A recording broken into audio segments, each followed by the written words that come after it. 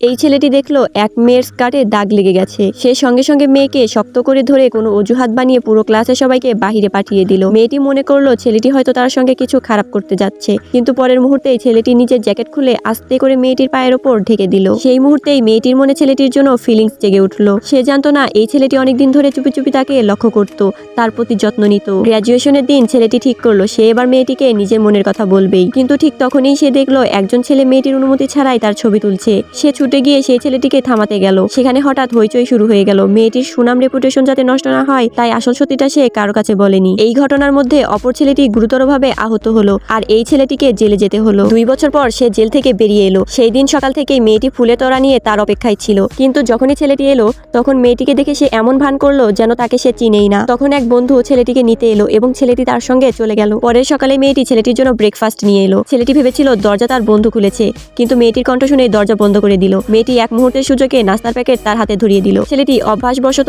নাস্তা নিয়ে নিলেও পরে মাটিতে রেখে দিল। মেয়েটি হালকা একটা হাসি দিয়ে চলে গেল, কিন্তু তার চলে যাওয়ার পর ছেলেটি হাউমাউ করে কাঁদতে লাগলো। সেই নাস্তায় বড় বড় কৌটে খেতে লাগলো। সে নিজের কাছে প্রতিজ্ঞা করলো আর কখনো মেয়েটির সঙ্গে দেখা করবে না। কিন্তু একদিন তার বাবা তার জন্য বিয়ের প্রস্তাব ঠিক করলেন, আর যখন জানলো যাকে সে বিয়ে করতে যাচ্ছে সেই মেয়ে, তখন ছেলেটি রাগে পাগল হয়ে গেল।